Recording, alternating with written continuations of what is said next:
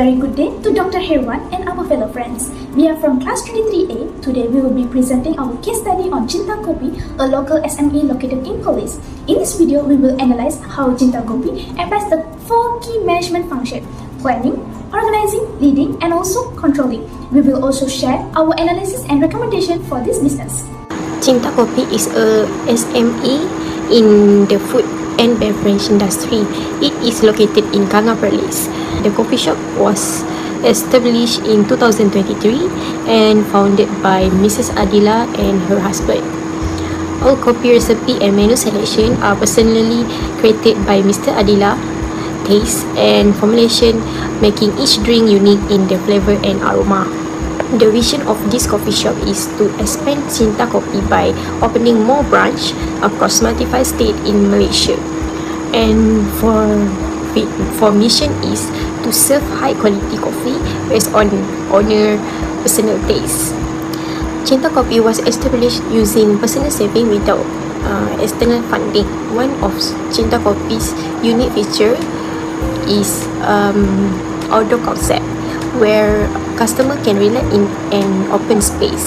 Despite challenges such as rainy weather, the management remain committed to this concept as it represents the cafe identity. Cinta Kopi also target customer of all of age, including family and children. The cafe offer child-friendly menu options such as baby chino, making it a welcoming and inclusive coffee shop for everyone. At Cinta Kopi, planning is completely centralized and top-down managed solely by the owner, Ms. Adila. They balance their long-term vision with strict operational target, especially a smart goal of selling 100 cups daily.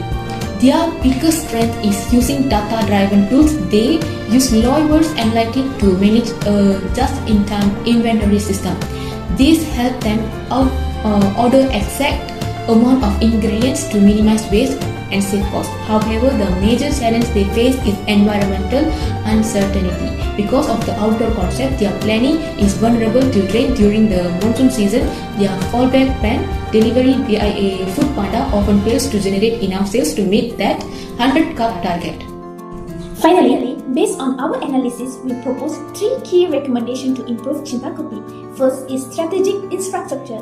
Since the cafe relies on an outdoor concept, sales drop significantly when it rains. We recommended installing rectangle roofing. This will protect customers during the monsoon season while keeping the unique open-air nature of the brand.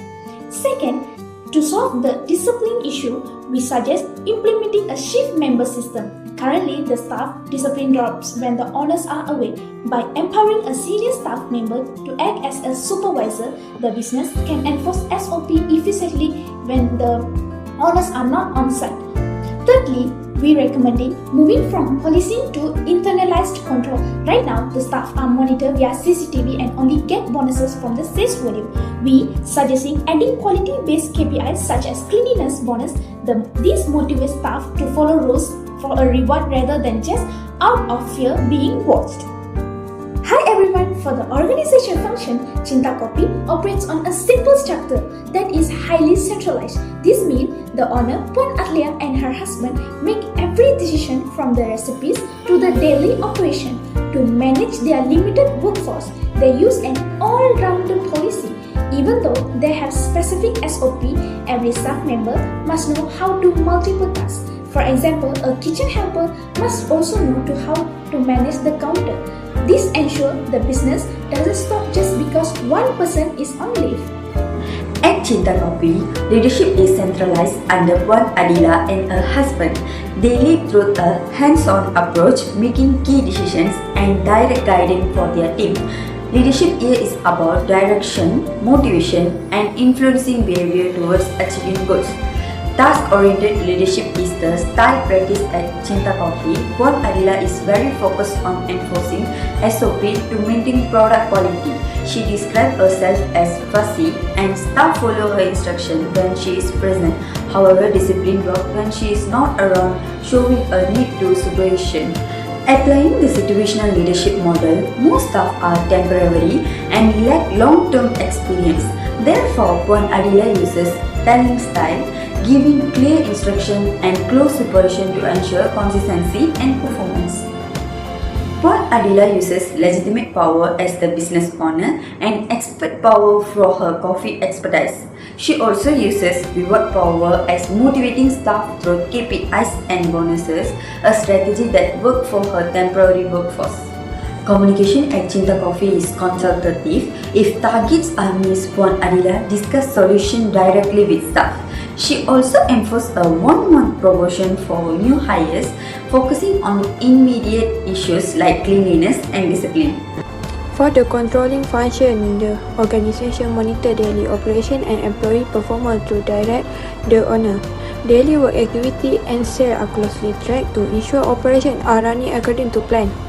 This allows the management to identify issues early and take immediate corrective action when have problem. However, a weakness is identified as the organization does not have formal performance standard or a structured evaluation system. The controlling process relies heavily on direct the owner. Moreover, improvements are recommended such as using simple performance records and daily checklists.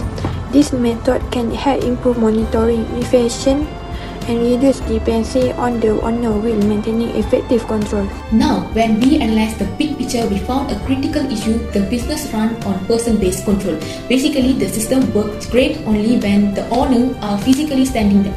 We notice a systematic imbalance. They are super high-tech when they managing their inventory, but they are very manual and old school when managing their people. This has led to what we call that founder's trap, because the owner try to micromanage every detail. When they have created a glass ceiling, they literally cannot scale to a second branch because they cannot be in two places at once. So instead of growing, they are stuck in a loop of just fixing daily problems. However, we found a major weakness in their chain of command, which the owner calls teacher-student dynamic. She admitted that when she is present, staff follow the SOP perfectly, but when she is away, discipline drops and the steps are skipped. To control this, they are really on a narrow span of control using CCTV monitoring and a strict 1-month probation period, much shorter than the corporate standard, to quickly filter out staff who doesn't meet their hygienic standard. In summary, their structure is efficient but relies too heavily on the owner's physical presence. In conclusion, the leadership at Cinta Coffee is effective for small-scale operations, ensuring consistency and quality. However, it is highly owner-dependent, which may limit employee autonomy and could be challenging as the business expands.